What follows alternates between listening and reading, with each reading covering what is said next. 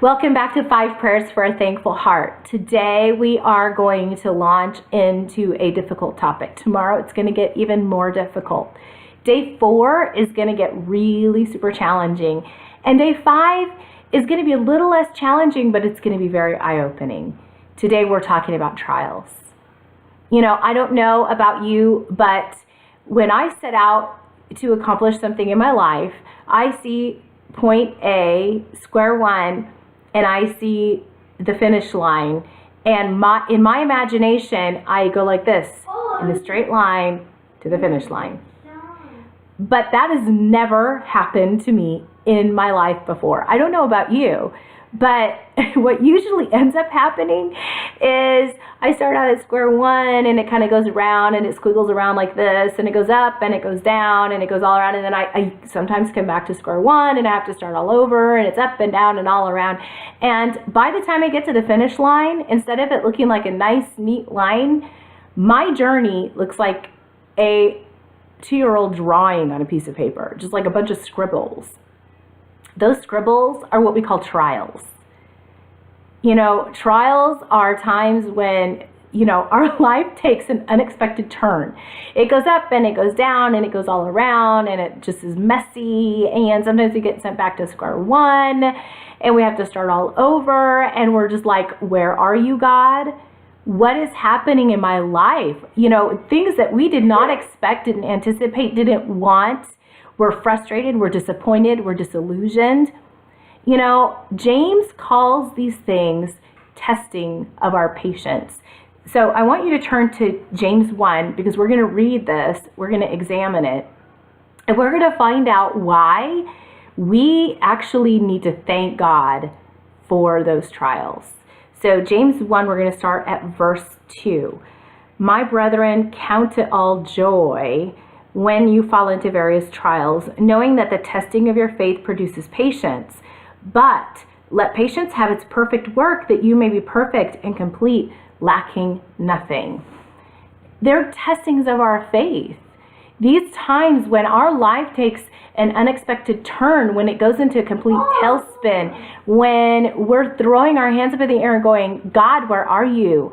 When we're frustrated and we're disillusioned and we're disappointed in life because nothing is going the way that we envisioned, the way that we planned.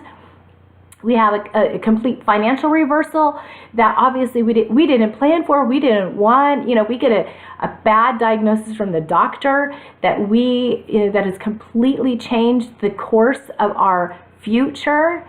These are testings of our faith, because now, instead of everything going great and we're declaring this and we're declaring that, we're seeing everything happen and pieces are falling into place, the whole thing is falling apart.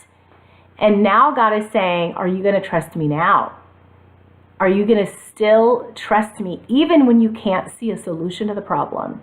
Are you still going to believe in me? Are you still going to have that same joy and that same hope and trust in me that you had when pieces were falling into place?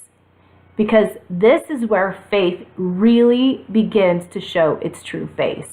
Whether we just have a faith that, you know, is good and it's operating when things are going good, when things go bad, we're just see ya, you know, or is our faith genuine? Is it authentic? And then he goes on to explain. He says, you know, the testing of your faith, it produces patience in your life. You know, patience isn't a gift. Patience is a fruit. Patience is something that has to be cultivated. Patience is something that has to be grown. And, you know, testings and trials are the fertilizer for patience. It is what gives patience that extra oomph so it can grow in our life. That doesn't sound fun. It doesn't sound joyful. It doesn't sound like anything that we actually want to go through. But we have to. God designed trials in our life. He allows them in our life so that we can grow patience in our life, so that faith can grow in our life, so that it can begin bearing fruit. And then he goes on to in verse 4, and he says, let it have its perfect work. Let patience grow. Let the trials come. Don't buck the trials. Don't try to circumvent your trial. Don't try to find a way out of your trial. Don't walk away from your trial. You have to walk through that trial because your patience needs to be worked through to the end so that it can be perfected. Because when it is perfect, when patience has had its perfect work, you will be perfect, you'll be complete, and you won't be lacking in anything. That's amazing.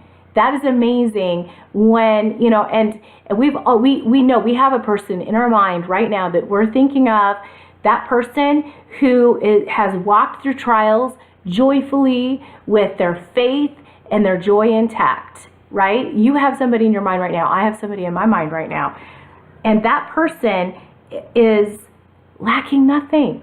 They're lacking nothing because they have learned to be content in whatever state that they're in. When things are going well, when things are going sideways, it doesn't waver. Their faith doesn't waver. Their joy doesn't waver. And this is why what we need to learn to thank God for our trials. Now, are we like, yes, bring on the trials, hallelujah? No. But when the trials come, we learn to find joy despite our trials because, God is still with us. Our joy isn't based on our circumstances. Our joy is based in Jesus Christ, who He is, in knowing that His character never changes no matter what we go through in life. And so today, in the worksheet, print out the worksheet. You are going to write out a verse. You're going to write out your trials. You're going to write out what you think God is teaching you through those trials, and then a prayer of thanksgiving. And I want to leave you with this. Instead of asking why God, begin to ask Him what. What are you teaching me through this trial? What is it that you want me to learn?